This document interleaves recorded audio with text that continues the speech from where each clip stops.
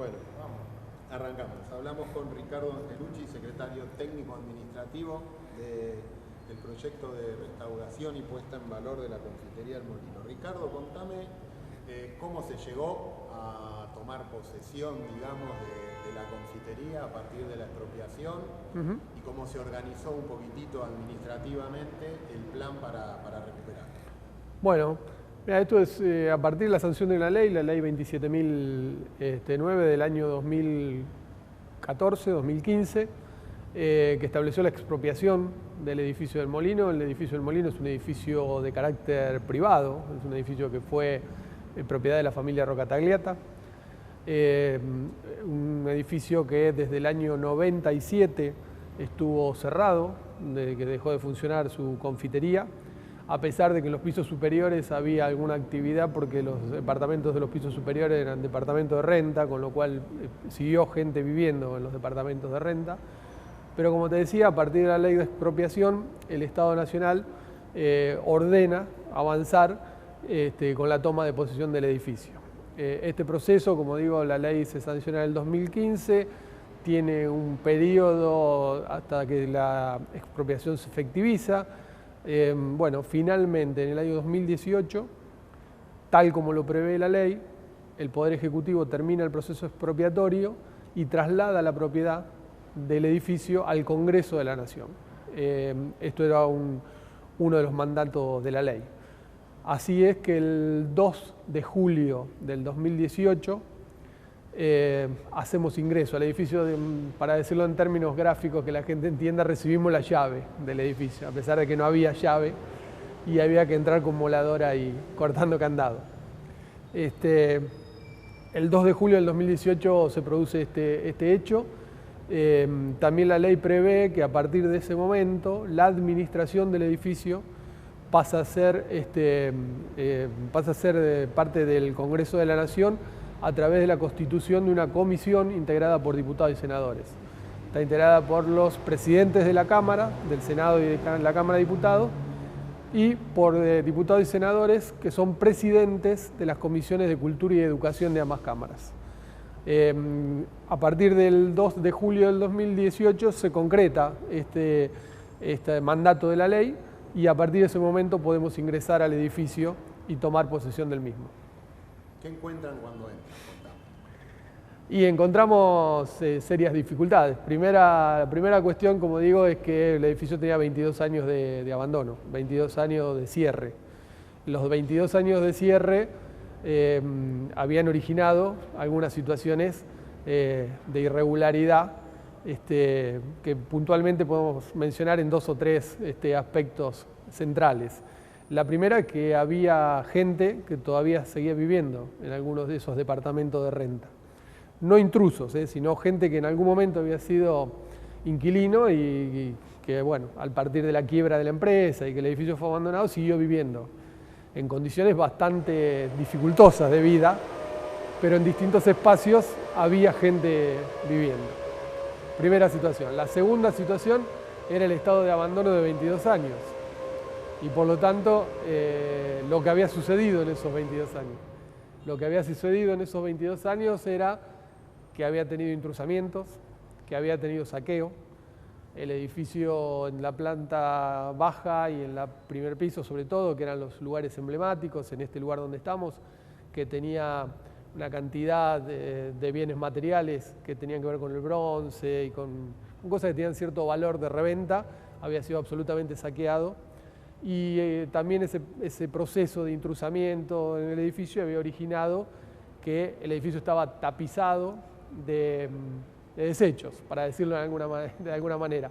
Como te contaba, imagínate que entrar sin luz implicó entrar a la luz de los celulares o de una linterna, caminando despacito, porque el piso estaba tapizado de vidrios, maderas, hierros, colchones, roedores, excrementos, bueno, una cantidad. Y por el otro lado, el edificio era muy difícil de recorrer, porque también este hecho de que había gente que estaba viviendo en algunos lugares hacía que esa misma gente, para protegerse, había tabicado el edificio. Entonces había circulaciones que no existían. Se podía llegar hasta un lugar y se terminaba y atrás estaba todo clavada con maderas y demás. Entonces, ese proceso hizo que en los primeros 3 meses aproximadamente fuera un proceso de limpieza del edificio, de recorrido y toma de posesión real del edificio. Es un edificio que tiene casi 8.000 metros cuadrados en su totalidad, por lo tanto podemos decir que recién hacia finales del año 2018 pudimos tomar posesión real del edificio y avanzar sobre lo que es el proceso de restauración. ¿Me cuantificaste más o menos cuánto sacaron de residuos? ¿Me lo podés decir? Sí, hasta hace unos meses atrás llevábamos 430 metros cúbicos de residuos retirados de las distintas superficies del edificio. Perfecto. Bueno, a partir de que entran, toman posesión, o supongo que paralelamente a esa tarea de limpieza se iba armando un plan, se organizaba un plan para restaurar distintas partes y distintos aspectos del trabajo, algunos más artesanales, otros más estructurales. ¿Eso cómo se organizó básicamente? Bueno, este es un edificio que es declarado Patrimonio Histórico Nacional, con lo cual tiene ciertos requisitos para su intervención. Es un edificio que está bajo la tutela de lo que es la Comisión Nacional de Monumentos Históricos, de Monumentos y Lugares Históricos, con lo cual toda la intervención que se realiza en el mismo tiene que tener su aval. Como vos contás, en esos meses, mientras hacíamos ese retiro y demás, los especialistas nuestros, fundamentalmente los arquitectos vinculados con el conocimiento de la recuperación patrimonial, diseñaron lo que nosotros llamamos un plan rector. El plan rector del edificio, que en función de lo que prevé la ley para lo que tiene que destinarse el edificio y en función de las características arquitectónicas históricas del edificio, establece un plan de intervención. Un plan de intervención que tiene distintos grados, después los arquitectos lo van a poder contar en mejor detalle, pero tienen distintos aspectos de intervención. Hay aspectos patrimoniales que deben ser restaurados a su condición original, hay otros espacios que no son originales, sino que fueron intervenidos a lo largo del tiempo y por lo tanto ameritan otro tipo de recuperación. Y hay algunos otros espacios que hay que reconstruirlo porque no existen. Por ejemplo, para que tengan una idea de lo que estoy hablando, escaleras hacia los subsuelos, que eran lugares de trabajo y que hoy serían inadmisible poder acceder a esos subsuelos con las condiciones de higiene y seguridad que implicarían, con lo cual hay que construir algunas ventilaciones y accesos que no estaban previstos en el edificio y por lo tanto hay que hacerlos. A partir de ese diseño que se presentó en la comisión hacia fines del año pasado y fue aprobado por la comisión de ese plan de intervención, empezamos con los distintos criterios de intervención. El primero de ellos está vinculado a la constitución de un equipo de restauradores patrimoniales. Son restauradores que están vinculados con la Cámara de Diputados. La Cámara de Diputados de la Nación es quien ha financiado ese equipo. Y con ese equipo de restauradores empezamos justamente a hacer los cateos y las exploraciones sobre los distintos materiales históricos de manera de poder avanzar en la restauración.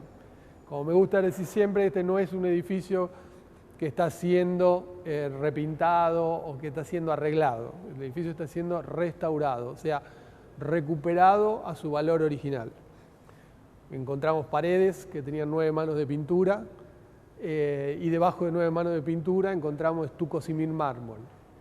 Pensábamos que era un paño de 2 metros cuadrados y llevamos decapados 200 metros cuadrados de pared, debajo de los cuales hay estuco símil mármol, que en algún caso está perfecto y en otro caso tiene algunos deterioros. Y se hizo la reconstrucción de ese estuco a su estado original. Los mismos con los bronces.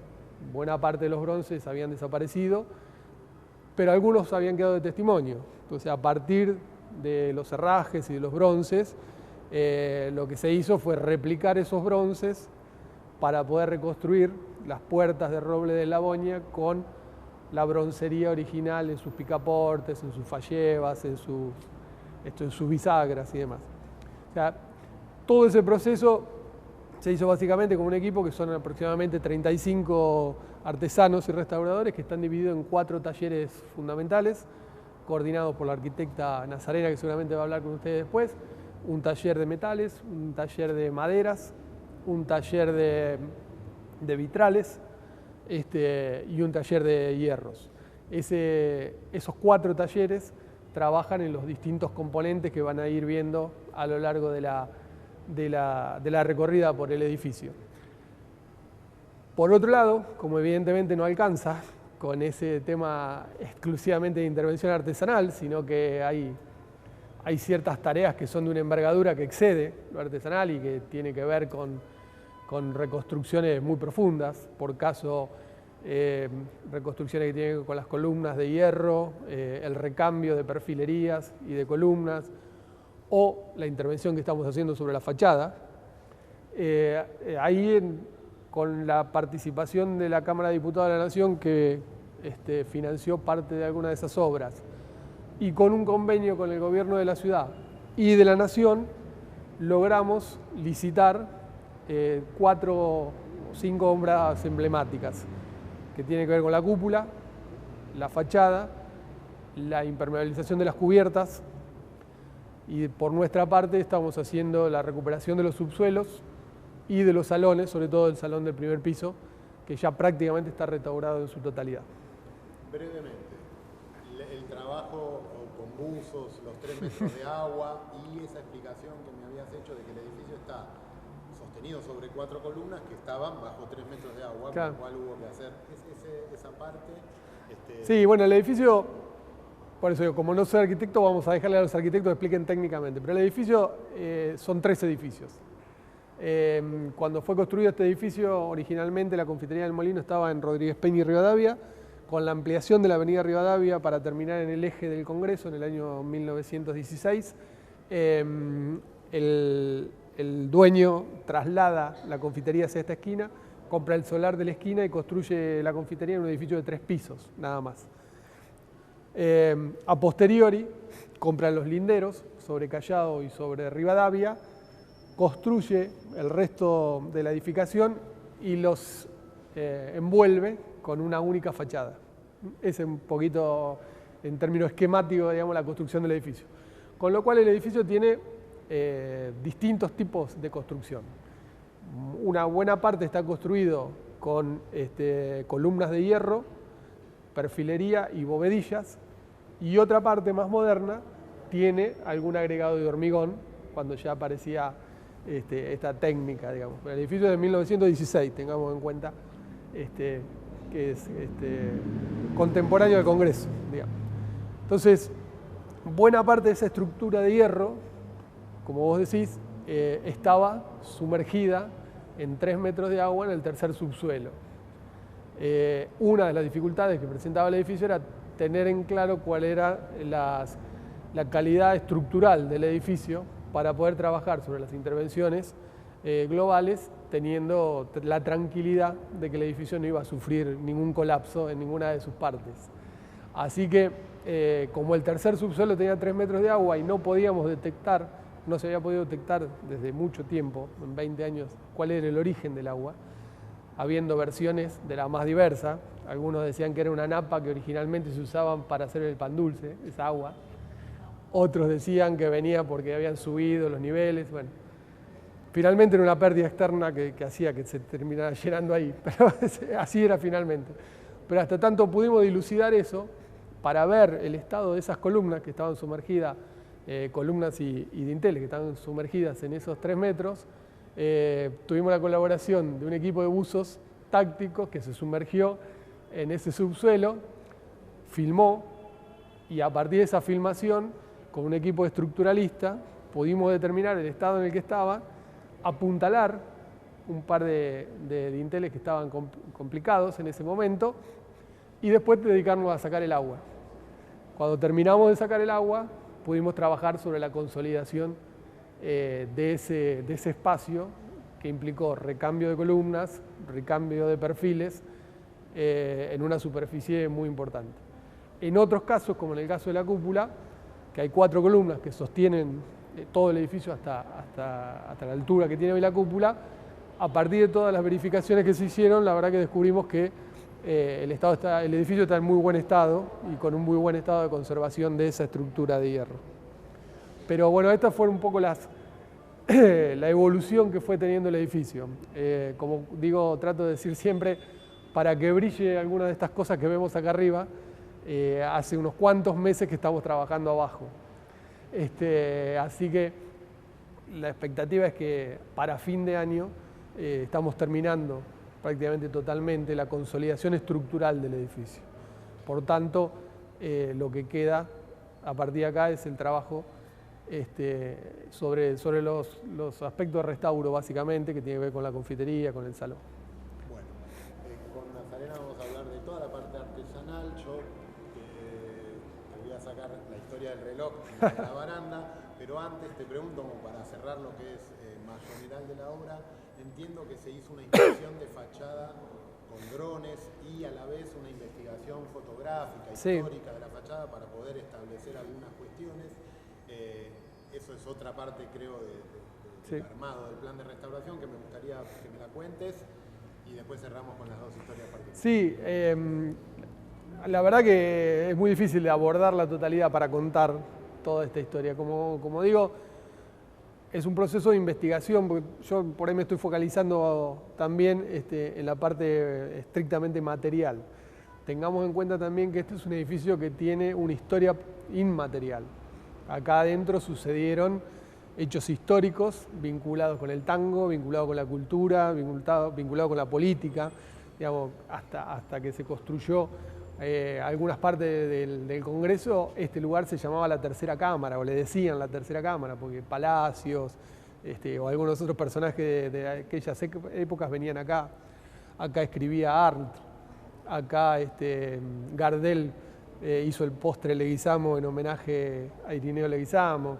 Hay una historia inmaterial muy rica que sería para charlar en otro momento. Pero de la historia material también lo que tratamos de hacer desde el inicio es, como te digo, investigar sobre cómo había sido el proceso constructivo, los materiales utilizados, la conformación que había tenido el edificio. Esto que vos comentás, se hizo un vuelo con drones para hacer un relevamiento en 3D de todo la superficie del edificio, y después se hizo lo que nosotros llamamos una prueba piloto.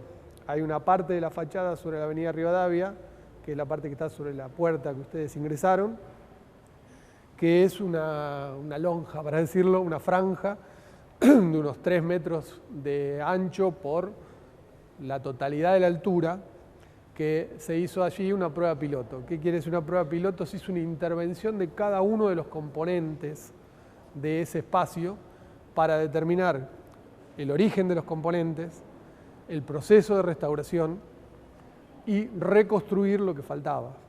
Ustedes van a encontrar en ese espacio teselas, mayólicas, bronces, cosas que estaban absolutamente ocultas, porque si ustedes ven el resto de la fachada se van a dar cuenta que es totalmente negro de hollín, no se ve lo que hay abajo. Bueno, lo que hay abajo es lo que está en la faja de la avenida Rivadavia. Entonces, en cada uno de los procesos hacemos ese proceso, valga la redundancia, es analizar, investigar y a partir de ahí decidir cómo se aborda.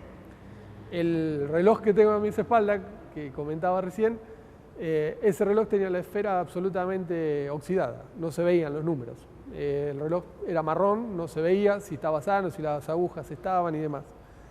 Cuando empieza el proceso de intervención y de investigación, se suben, buscan, y atrás es una tapa, digamos, que se abre del reloj, detrás encontramos una etiqueta de una relojería que era la última reparación que había tenido el reloj en el año 68, con una dirección cerca, y a partir de la investigación todavía existía la relojería y existía el relojero, un señor mayor que había sido quien lo había arreglado.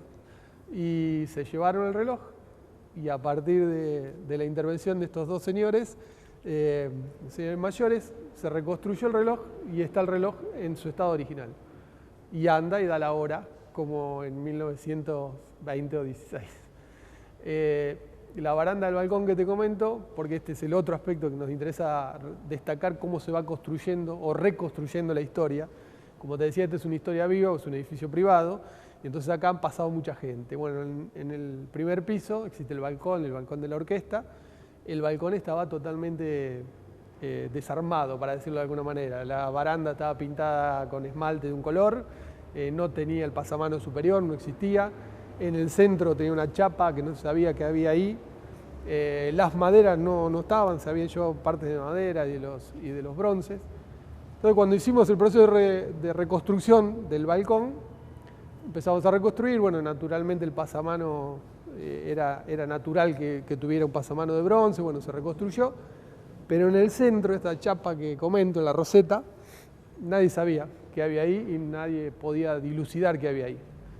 Cuando abrimos en una de las oportunidades, creo que fue el año pasado, en la Noche de los Museos, una señora que vino con unas fotografías de un cumpleaños de la década del 50.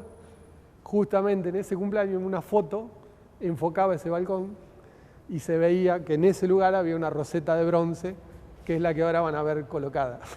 Una roseta maciza de bronce que pesa unos 5 kilos, pero como digo, no está dibujada ni está... ni es escenografía, es una roseta de bronce como fue una roseta original.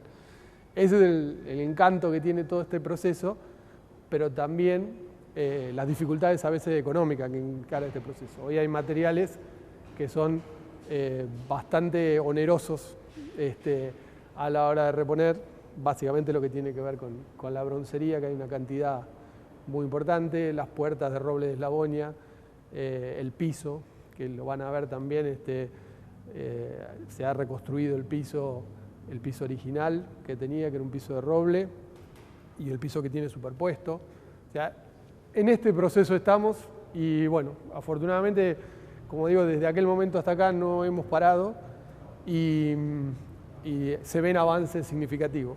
Me metiste las dos historias, hiciste todo mi trabajo, espectacular.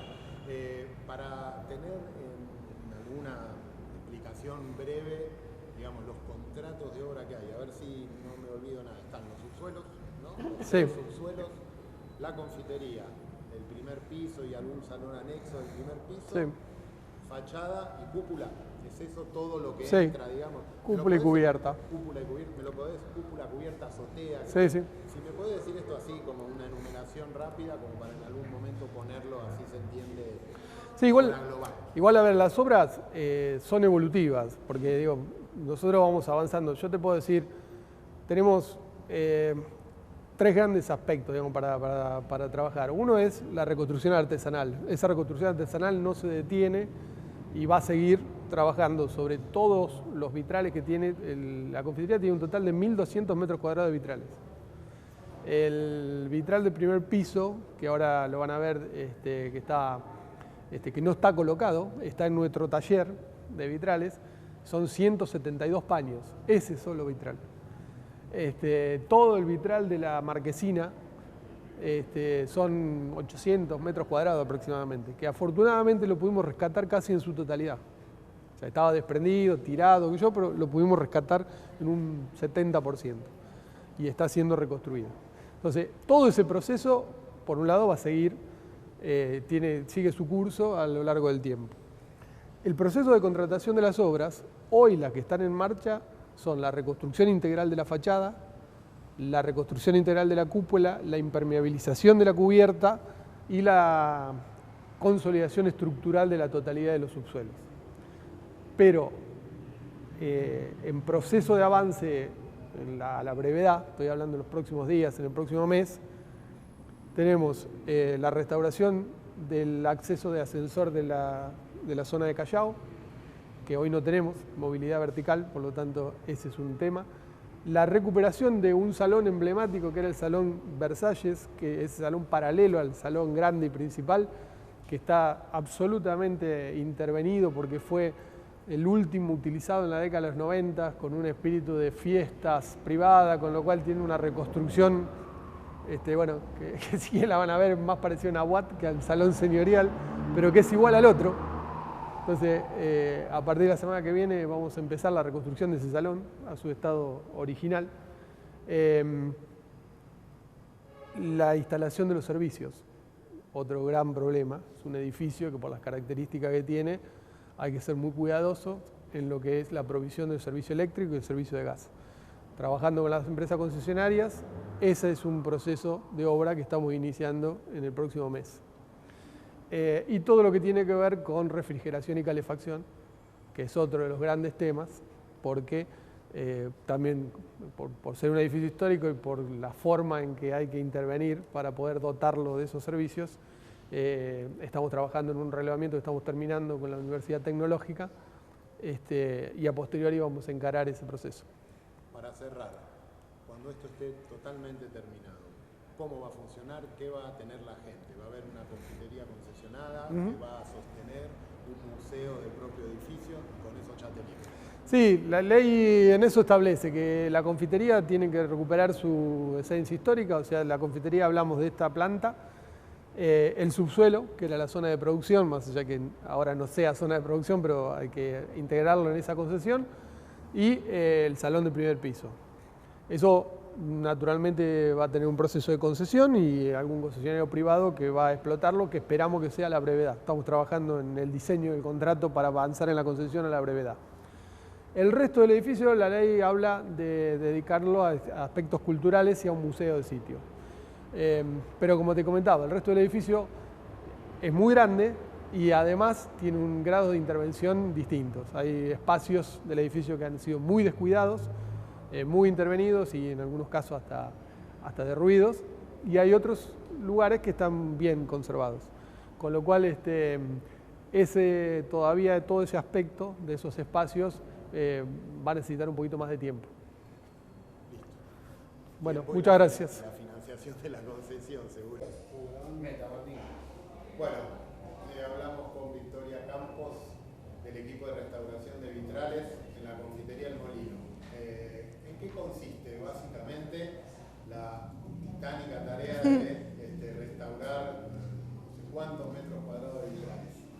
Bueno, la restauración de vitrales en general siempre se parte del estado en el que encontramos los paños, digamos. Los vitrales, un vitral se denomina, digamos, a un conjunto, puede ser un solo paño, que es este caso, es un paño que conforman un vitral entero, pueden ser 1, 2, 3, en el caso de este vitral en particular son 117 paños, entonces se va tomando en cuenta, digamos, las patologías generales del vitral en sí.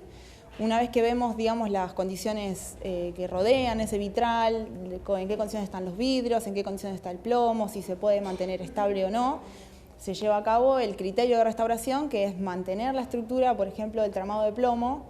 Un vitral consiste básicamente es el tramado de varillas de plomo en forma de H que unen varias piezas de vidrio que después son soldadas y masilladas. Eso sería un vitral en sí.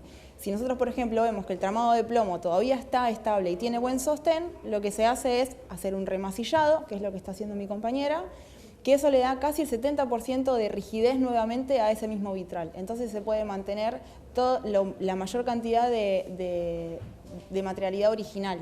Ahora, si por ejemplo tenemos un vitral que se caen piezas, que se está cayendo, como es el caso, por ejemplo, de la marquesina, que son muchos metros cuadrados de vitral, en ese caso, lamentablemente, es muy poquito lo que se puede mantener original porque se fue perdiendo a lo largo de los años, cayendo piezas, el plomo se oxida, se va estirando, se cae y se pierde. Por suerte, en este caso, en el caso de la confitería, los vitrales están en bastante buen estado, sacando lo que es la marquesina. El interior no han tenido restauraciones anteriores, entonces, por suerte, en algunos casos, se han mantenido muchas piezas originales, casi todas. Entonces eso es algo muy positivo porque no tenemos que estar haciendo como una búsqueda histórica tan exhaustiva para recuperar imagen que se ha perdido, porque es casi todo el 90% de los vitrales dentro del edificio son originales.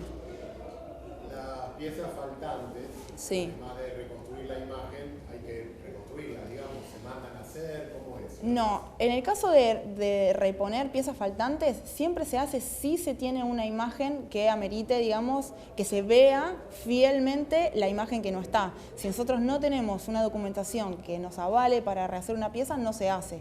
Se hace algo similar o se hace como si fuera, es una técnica de restauración que se llama trategio, por ejemplo, trategio, que se rellena visualmente la imagen como para que vos lo primero que veas no sea el hueco, un vacío, sino que complete la imagen, pero no algo que a mí se me ocurre, que yo creo que en esa pieza debe haber o cómo se pintó, porque no es lo mismo lo que yo creo o mi mano. Por ejemplo, si falta un rostro, por ejemplo, la confitería tiene todas imágenes de Don Quijote y hay un paño que le falta un rostro de un caballo. Si yo no tengo una imagen que me diga exactamente cómo era esa pieza para poder rehacerla, y yo no puedo, desde criterio de restauración, rehacer una pieza de un rostro de un caballo como yo creo que es. Entonces, en ese caso, siempre si es reposición, tiene que estar avalado por la documentación fotográfica. Y si es escrita, mejor. En el caso de vitrales siempre es muy escueta la documentación, entonces en ese caso estamos como un poco siempre atados de manos, entonces siempre lo que se hace es la mínima intervención, siempre.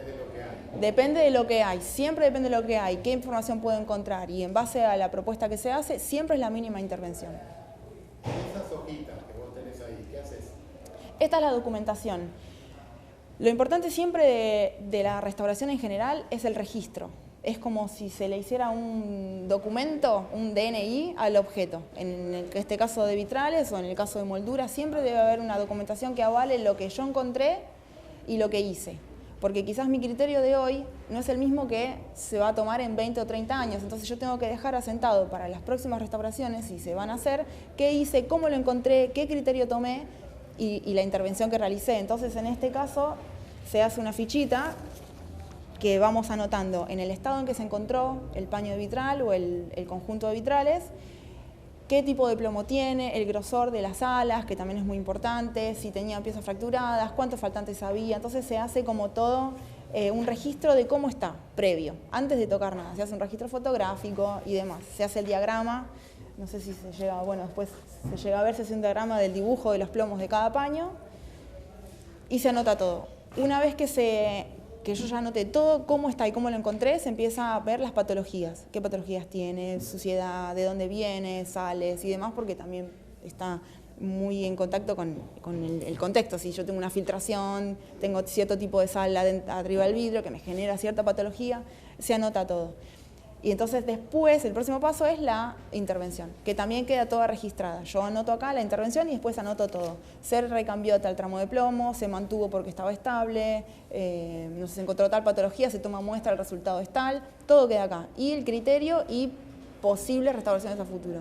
Digamos, ¿qué criterio podría yo tomar para que no se siga deteriorando? Todo eso va a quedar acá. Entonces esto queda guardado, queda en papel y queda digital.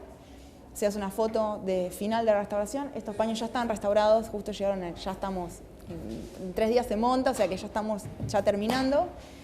Así quedan los paños ya restaurados, entonces queda asentado una foto previa y una foto final en el proceso de restauración. Entonces, si en 50 años viene un restaurador, una restauradora a ver y hay qué se hizo, bueno, queda todo asentado y puede... Como la historia clínica del vitral. Tal cual, si de repente se cae el techo y el vitral se deshace, no queremos nunca que pase eso, queda todo asentado para que en ese caso sí se pueda rehacer porque está todo asentado de cómo era. En ese caso sí se podría llegar a pensar en rehacer. ¿Cuántos chicos están trabajando en el equipo de restauración? ¿Cuántos restauradores son ustedes? Acá en el Molino somos 37 restauradores. 34, perdón. 34.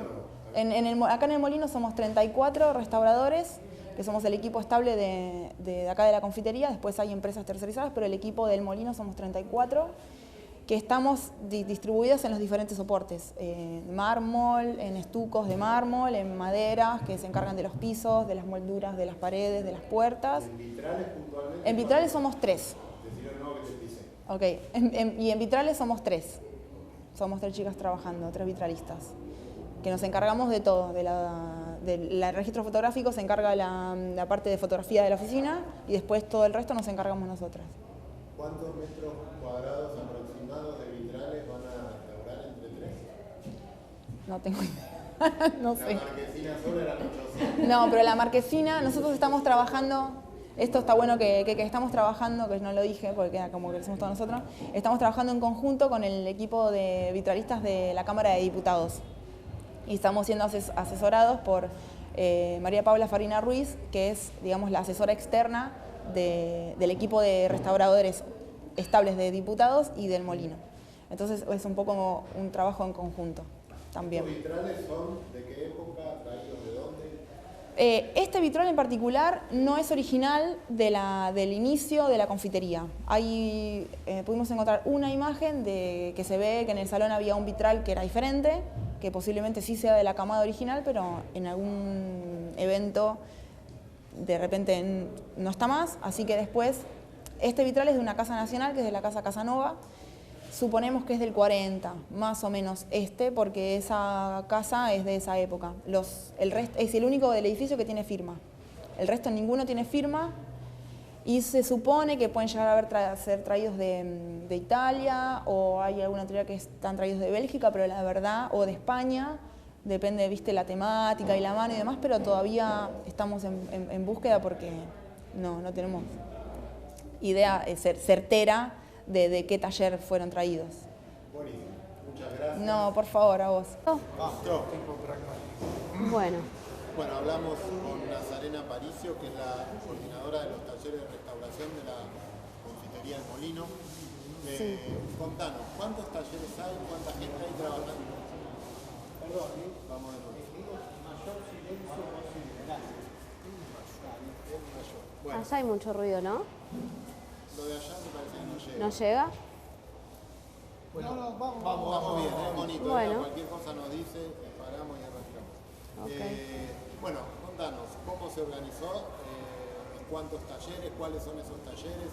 ¿Cuánta gente y de dónde es la gente? ¿De dónde proviene la gente que está trabajando en la restauración de todo lo que hay que restaurar acá?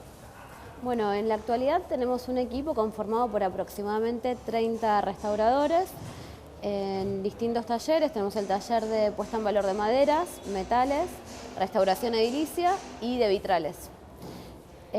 Los restauradores que trabajan en estos talleres tienen distintas profesiones, distintos oficios. Algunos vienen de la Universidad Nacional del Arte, que estudiaron la carrera de restauración propiamente, otros de Bellas Artes, y después hay gente de oficio que aprendió tareas de carpintería y demás, y de distintas escuelas de vitrales.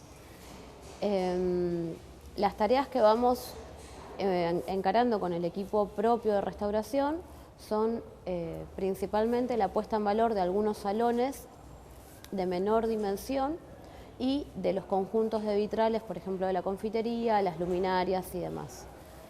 Para estos talleres contamos también con asesoría externa de distintos profesionales y vamos cubriendo las tareas con el equipo propio.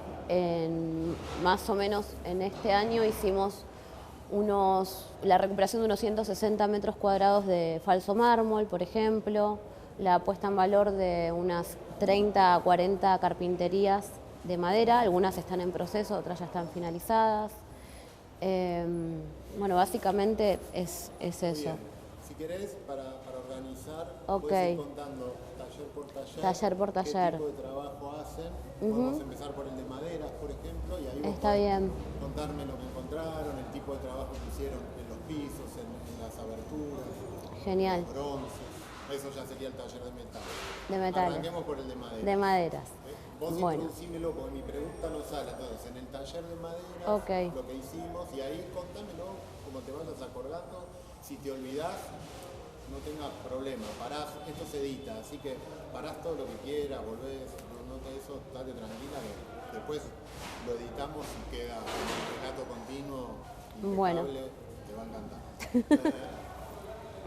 Bueno, dale, en el taller de maderas entonces. Bueno, en el taller de maderas iniciamos con la puesta en valor de las carpinterías de madera del salón anexo al salón principal.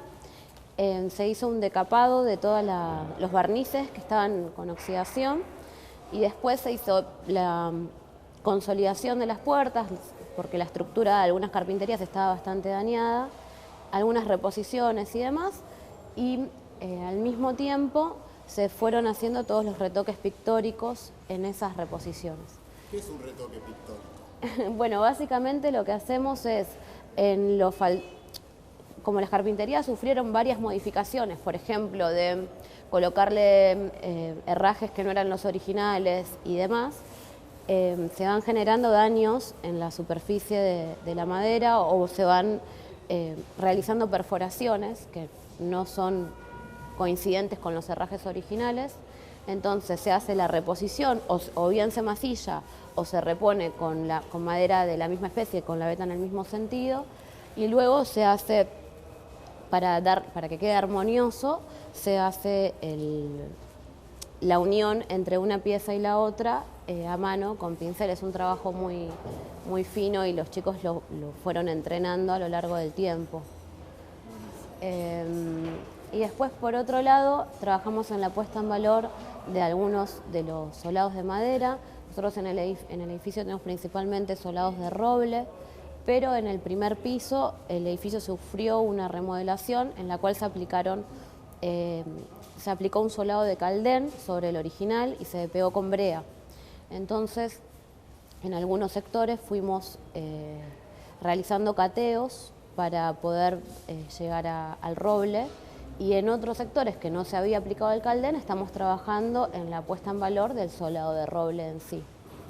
¿Cómo fue levantar el segundo solado y sacar la brea, que debe haber sido un trabajo bastante complejo y arduo? Fue bastante complejo. Inicialmente nosotros, nos dimos cuenta de que el solado no era original porque no se correspondía el uso de esa madera con la época del edificio y con el resto de la composición del salón.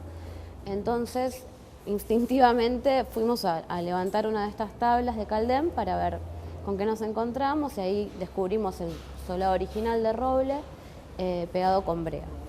Básicamente lo que hicimos fue la remoción de la brea con un proceso químico y mecánico.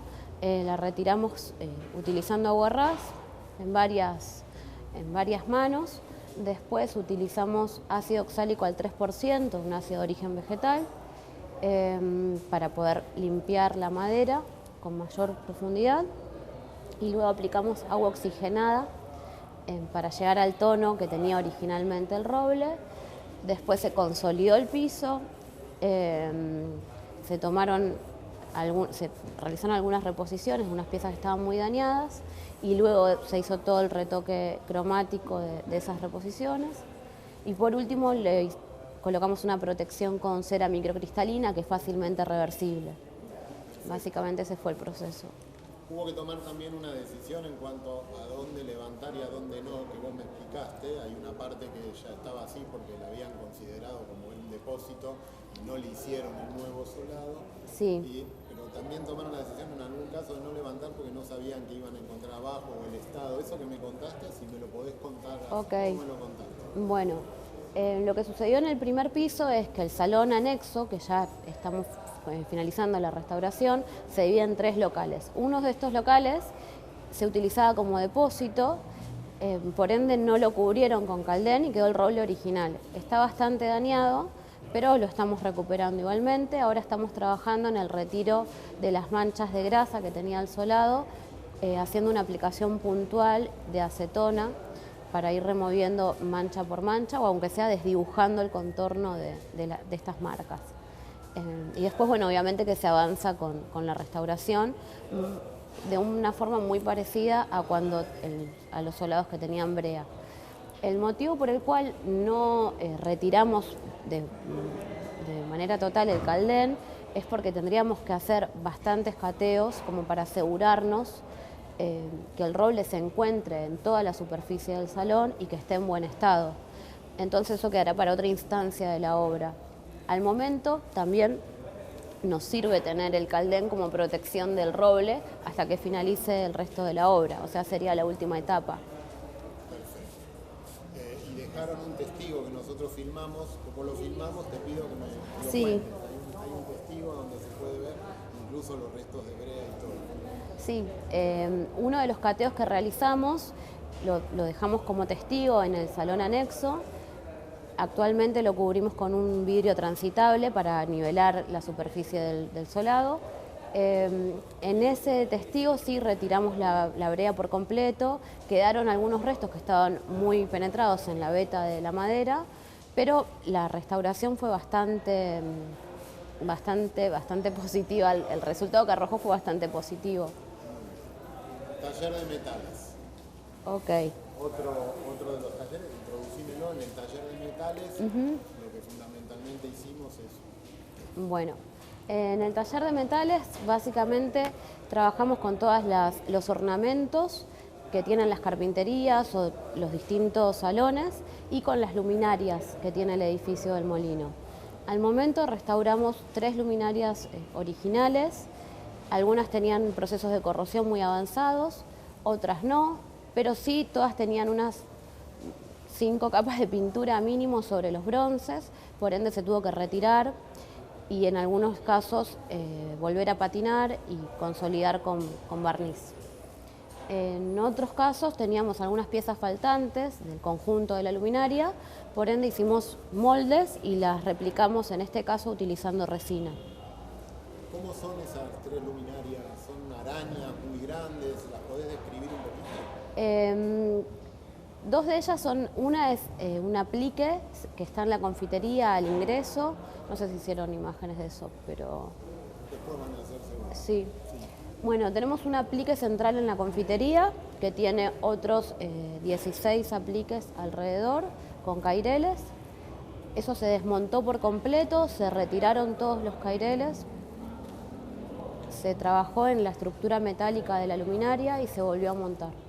Al mismo tiempo, esa luminaria tiene paños de vitral que trataron las chicas del taller de restauración de vitrales, las vitralistas. Tuvimos que desarmar por completo esos paños y volverlos a armar porque los plomos estaban con un estado de deterioro muy avanzado. Después, otra de las tareas que hicimos con el taller de metales es la puesta en valor de los herrajes, de los pocos herrajes originales que teníamos, del salón anexo y el salón principal, que nos sirvieron como muestra para después ejecutar las réplicas. Y por otro lado también trabajamos con la ornamentación de los frentes, por ejemplo, de ascensores en planta baja, en primer piso, que principalmente se trata de bronce. ¿Qué taller me falta? ¿Hicimos madera? ¿Me contaste ahora metales? Restauración edilicia. Exacto, el taller de restauración edilicia. Bueno, en el taller de restauración edilicia trabajamos en varios frentes. El trabajo que estamos ejecutando en este momento es la puesta en valor de los estucos, del acabado en falso mármol, de la caja de escaleras del ingreso de Rivadavia y también en la puesta en valor del hall de Rivadavia, que es principalmente de mármol y tiene arcadas en falso mármol. Todos estos sectores estaban cubiertos por unas 10 capas de pintura aproximadamente.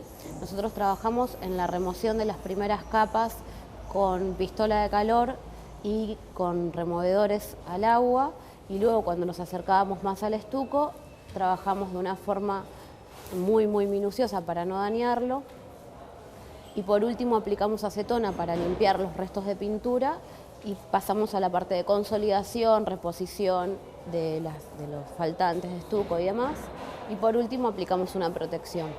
Al momento llevamos recuperados unos 160 metros cuadrados de falso mármol y estamos en la segunda etapa de la puesta en valor de la escalera de Rivadavia, que recién la iniciamos esta semana, que tiene también unos entre 50 y 60 metros cuadrados de falso mármol. El estuco, el material estuco, ¿hay algo para decir de ese material, una característica? ¿No? ¿Es un tipo de mármol? ¿Qué es? No, en realidad no es mármol. Es un material en sí. Sí, Conocido como estuco. claro. Se trabaja con mármol. Las columnas son de ese material. Exacto, la estructura del edificio es metálica y el revestimiento que tienen es falso mármol. O sea, básicamente se trabaja sobre el revoque con marmolina, pigmentos y se imita la veta del mármol, pero no. Perfecto. Bueno. Después también ejecutamos la reposición de unos 30 metros lineales de molduras, principalmente en la puesta en valor del salón anexo al principal. Teníamos varios faltantes de molduras, entonces ejecutamos los moldes en caucho de silicona y luego hicimos las réplicas necesarias en yeso. Para colocar. Uh-huh. Bueno. ¿Estamos ahí? Yo creo que sí. No sé si hablé muy rápido. Sí, hablaste rápido, pero está bien, nos viene bien porque así lo podemos poner todo, Bueno. todo el trabajo y muy minucioso. Bueno, Genial. bueno, gracias.